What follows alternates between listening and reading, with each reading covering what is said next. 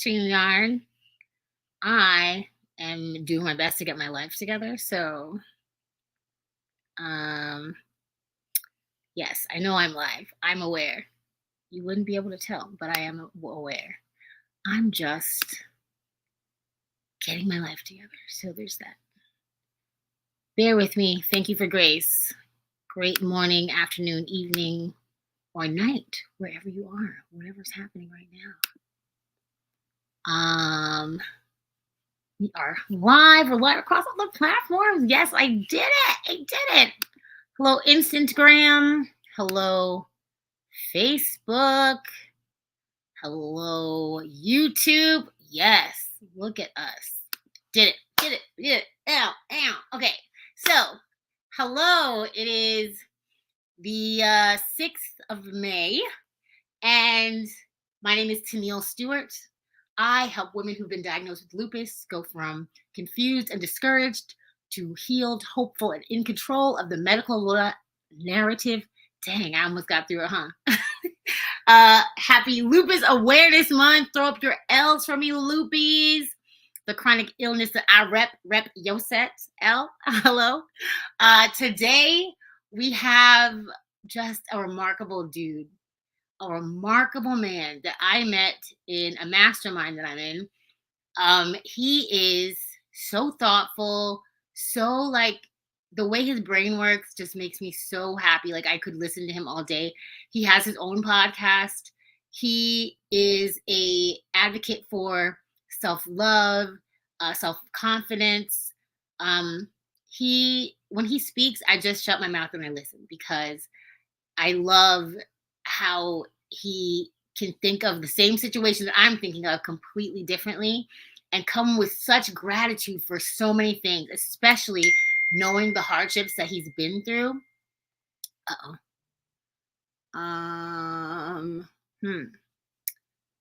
Well, I'm going to introduce him anyways, even though I'm hearing that I'm not on all of the other platforms. Interruption excused.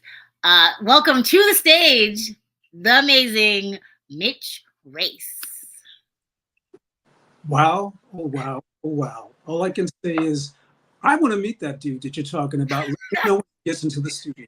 No, you are that dude. Wow, okay, thank you, Tenille. I see us on Facebook. Let me see if I see us on Instagram. Sure. Thank you for grace. I'm learning this new program to be live everywhere, and I don't know if that's what's going on. It tells me here that I am live. I guess we'll figure it out later because I am ready to ask you some questions. Are you ready, sir? Yes, I am. I just wanted to say thank you very, very much for welcoming me to your platform. It's first of all, my grace that I'm here, and I appreciate your graciousness as an amazing host in your field. And I'm here for you and your community and for the community at large. And I'm just grateful to God for you and because you are truly an amazing young lady. Blessed, David, and I love you. Oh, I love you, Mitch Race. And I love that your name is Mitch Race, and it's hard not to say the whole thing. I don't know why. You have to, like, it's not just like, hey, Mitch, like, okay, Mitch Race. All right. Okay. So tell my audience who you are. Like, give me a quick rundown of, like, who you are, where you came from, what's going on. Sure, who I am. For one thing that helps me to keep things in perspective, I am loved. I am an imperfect man walking as best as I can and as the Lord allows me to walk in with him, journeying in faith with him. I'm a guy who is concerned very, very much about his own mental health and his physical health and working continuously towards the betterment of that, towards my better 2.0 self, always reaching to the future and being healthy and fit, which I am. I'm a family man because I say that in the sense that I love my family, my friends. I don't have any kids, and to share candidly, and I'm not married, and I'm okay with all of that. I'm a family man. My family are my friends and my loved ones, and I appreciate them and so grateful for each and every one of them and for what they bring to my life that can honestly say with all confidence and with faith and with strength that I am a family man. I'm loving it. I'm a creator. And one of the things I also create, besides, I believe, a vision for self-image, is and being very creative in my podcasts and things that I do. I'm also a creator of music, which is something probably many people don't know about me. I'm a serviceman, and by that meaning that I'm a man of service. I'm a man that's dedicated to his communities and serving well, and serving as much as I can, and will be this way until God calls me home, I do believe. And I'm also an entrepreneur. I write. I'm looking at writing a book as well, and I'm an entrepreneur in my business as a communicator. All right. I believe all of that. You have your chosen family. You are intentional about, all that you're doing. And I appreciate that. I love that. I love the focus that you have, and like you are very steadfast and you have that kind of vibe. Like you're certain about what you do and what you stand for. I love that for you. So, Mitch Race, what relation do you have to chronic illness? Wow, really good question. I remember when you first asked the question, okay, Mitch, yeah, I'd love to have you on the podcast. Would you be comfortable in speaking about chronic illness? And immediately I shot back, sure. I don't even think there was a hesitation because my relationship to chronic illness comes through my mom. My mom, God rest her soul, who left the planet in 2020, Lord called her home. Because it was just time. She was tired. She knew she was going. She knew she had to go, and we were okay with it. And I knew she was going. So, and she knew that she was going home. Okay, and that's a whole nother story. But my mom had stage 2 stomach cancer for years and had to get through that whole stage. And I had to get through all of that with her and help her navigate the latter part and and a lot of the latter part of her life, honestly, which was probably her last, I would say, 15 years. 15 years. Yeah. Wow. I mean, that's a long time to be going through. Like, She did. My mom was diagnosed with I believe I remember this clearly that she had the signs of an ulcer, and that was probably maybe 10 years. So I would have to think that my mom had gone through a lot in her life, and that chronic illness doesn't start at the point that they diagnose you, but at the point that you probably realize that something's very, very wrong. And I realized that there was something wrong. And I realized also that this had to have been a point of pain that had probably been in the making for a while. She was just diagnosed that, and the diagnosis, you begin to understand that this is what it is. And you have a clearer picture of what's really going on. Mm-hmm. Yeah. So when she first got diagnosed, what was your thought process? Were you immediately scared, or were you like, okay, we got this, we're fighting this, or how did you feel? I had immediate concerns because I think growing up, I grew up as an only child, by the way. I felt that. I felt it. I was like, we are only children. I knew it. Yeah. Okay, go ahead. Yeah, I remember thinking as an only child that, this is my mom. This is the person that has raised me. This is the person that I've always known to be in my life, and having real concerns about this is something that can actually be really debilitating to not only my life, obviously, but certainly to hers. I didn't really unpack it and understand that it's something necessarily that was curable per se, because the minute that you start hearing things like, you know what, your mom has cancer.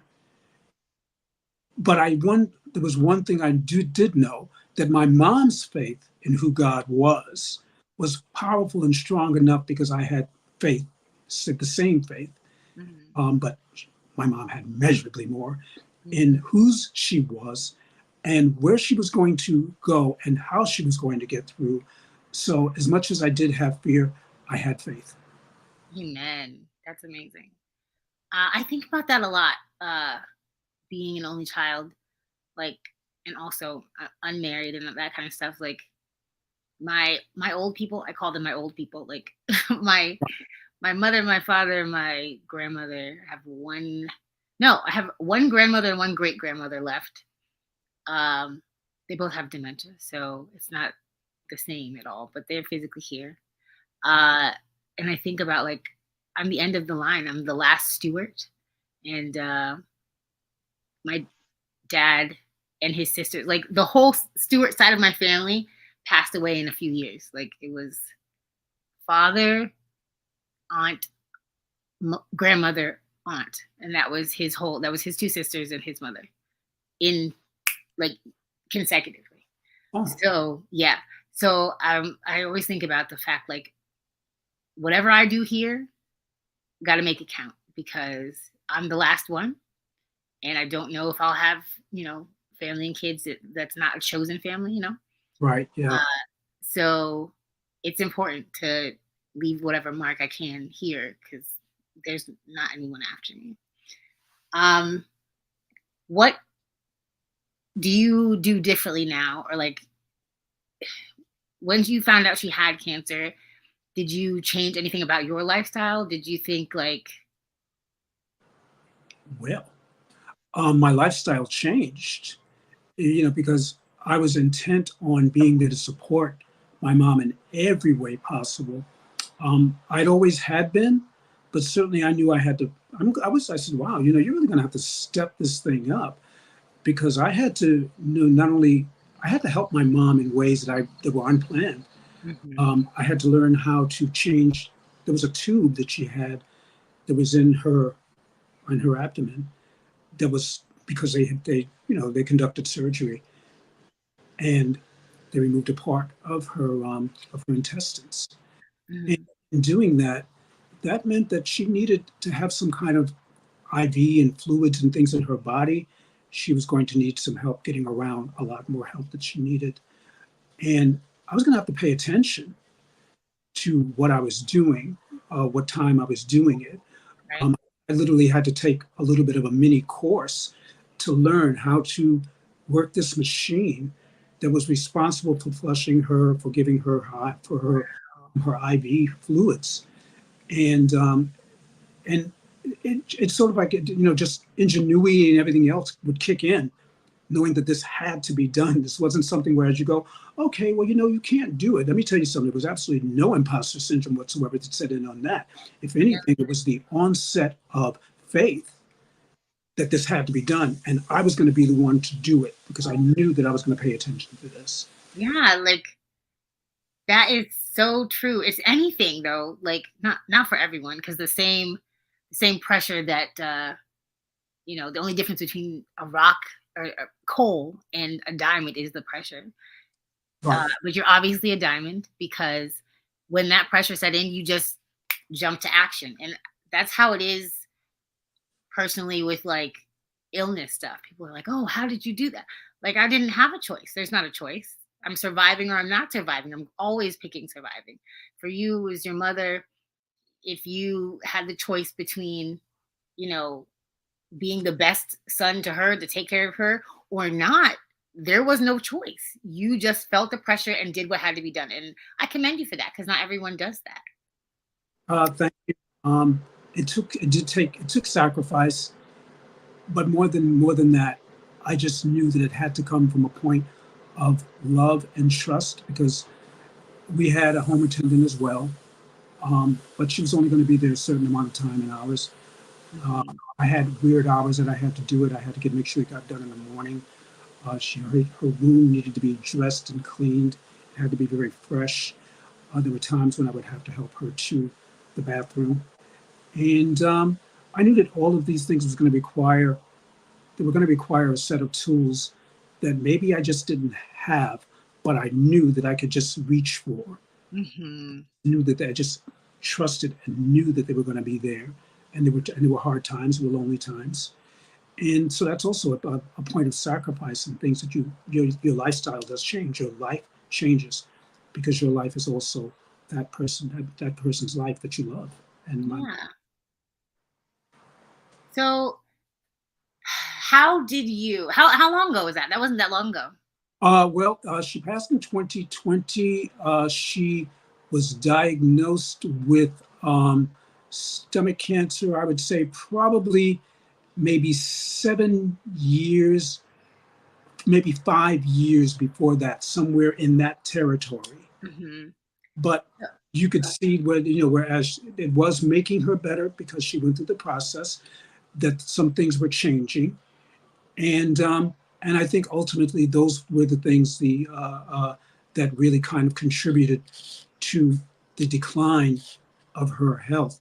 But I believe that she was here a little bit longer because of the fact that she did take the surgery. It was her decision, in fact, that she made it. And my cousins and I were just really just so blown away by the precision that she was thinking in her faith and her understanding of where she was, that I absolutely am going to make the right decision, and my decision is to do this. And we told her that we would support her no matter which way she was going to do this. We knew the fear, we understood her, and my mom may have done a little bit of worry past it, but I believe it was because of who she was, knowing who she was, and placing her hands in the faith of the Almighty God, that allowed Yeah. her to be able to come up with that decision and really just rest, just put us at ease and at rest that, look, she's going to have the time that she has to have. Just go through it and just enjoy the time and get Yeah. through. Yeah. That is that peace, that peace you can only get from God. That is like it's Mm-hmm. so important, paramount. It's so important.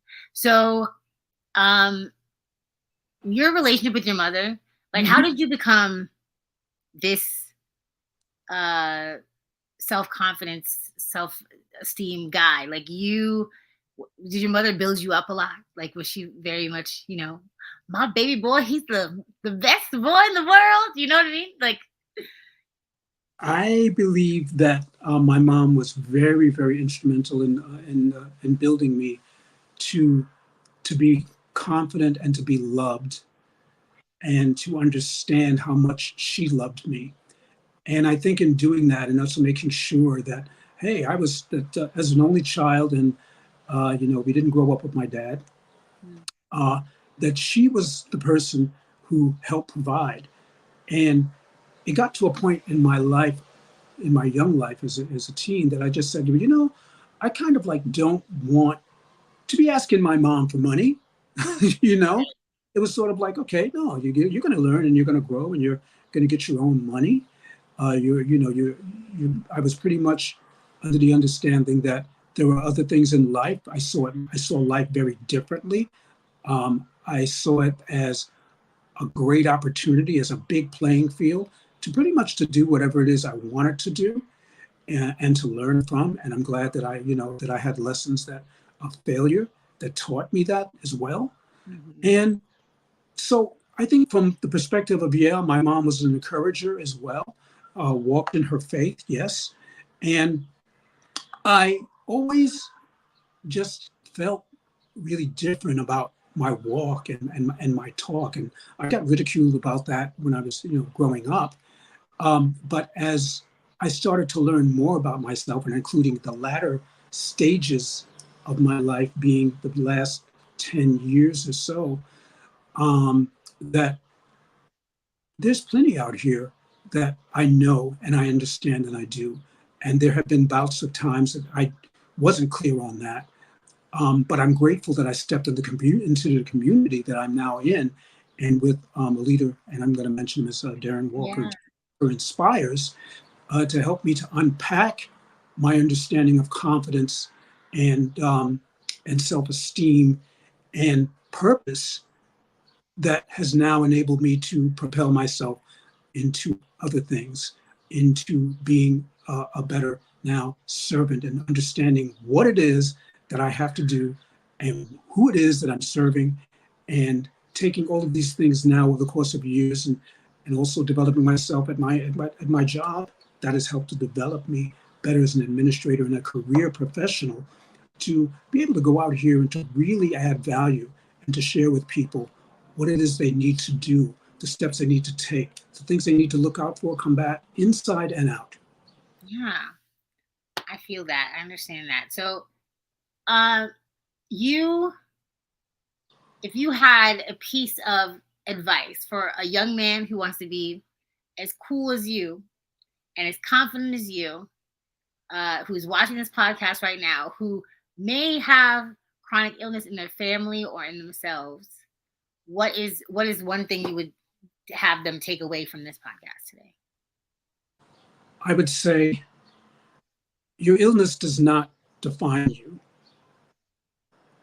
You being sick or you being chronically ill is not the definition of who you are, whose you are, where you will go, and what you will do.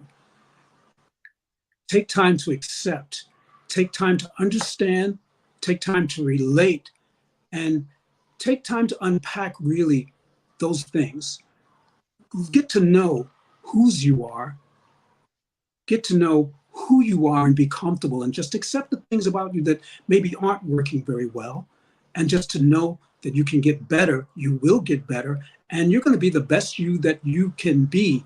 You're going to be the best version of you that you never knew that you could be, in fact, once you start unpacking those things. And that's going to give you the confidence that I think that you need to look at yourself and to understand yourself in a way that perhaps maybe because you're chronically ill, that you just don't understand yourself to be and to feel at this point. But you are enough right where you are. Your illness definitely does not define you.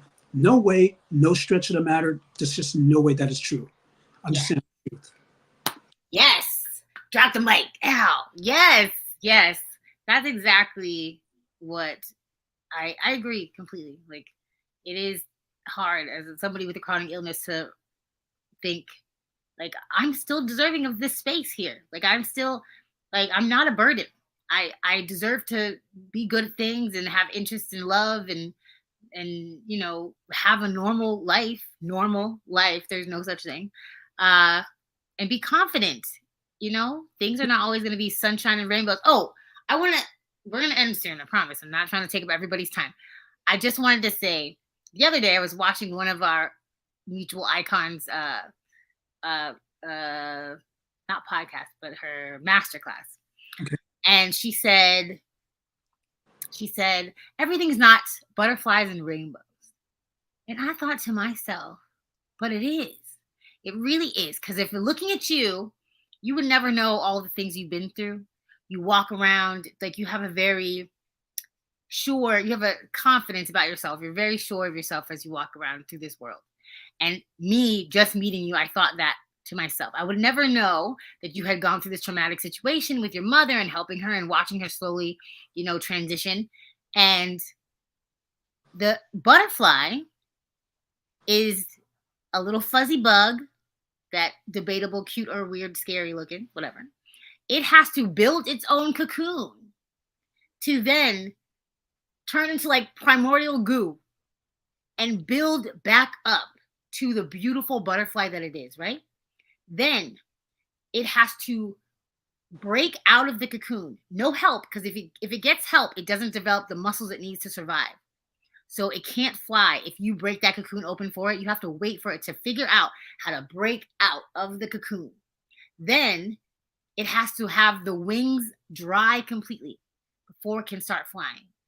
So that whole process, it turns from something debatable, ugly, whatever, to putting itself in a position where it has to break itself all the way down and come back together and then break out of that shell by itself in order to become this beautiful butterfly.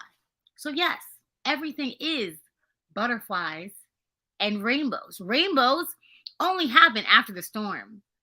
You are only as great as you are because you consciously decided to fight through all of the bad things that happened, all of the trauma that you had, and find a masterclass, find a community, find the knowledge that you needed to bloom into this rainbow over human being. Do you know what I mean? Like all of it is butterflies and rainbows.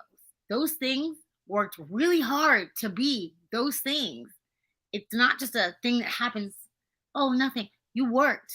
I worked. We are working to get to where we're meant to be.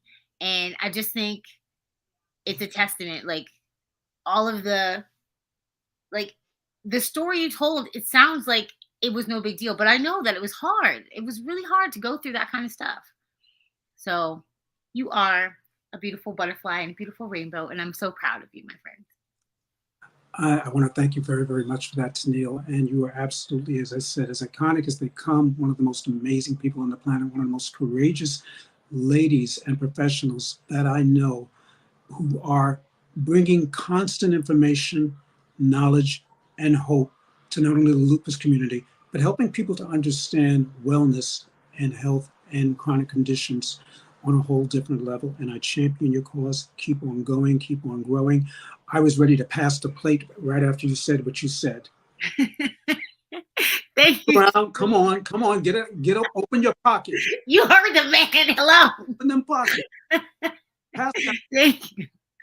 Thank you so much. Thank you so much for being here. I really appreciate you. I really appreciate hearing your story for literally the first full time. I just have like seen a little bit on your social media, but I really appreciate you sharing the full story with my audience. And have a great, wonderful rest of your day, rest of your week. Thank you, everybody who was here. Jermaine, you are my rock, my constant. You are on everything I do, and I love you to bits and pieces. Thank you so much for everybody else who's been in and out of this. Saw Sonia here. Like, thank you so much, everybody who dropped in and said whatever you said.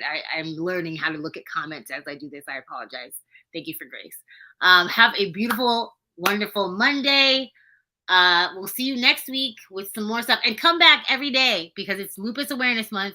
3 L's up. And every day I will be doing a little blurb about lupus, give you a lupus fact for your day. So have a great one. Bye. Bye, Tenille, everybody. Thank you so very much.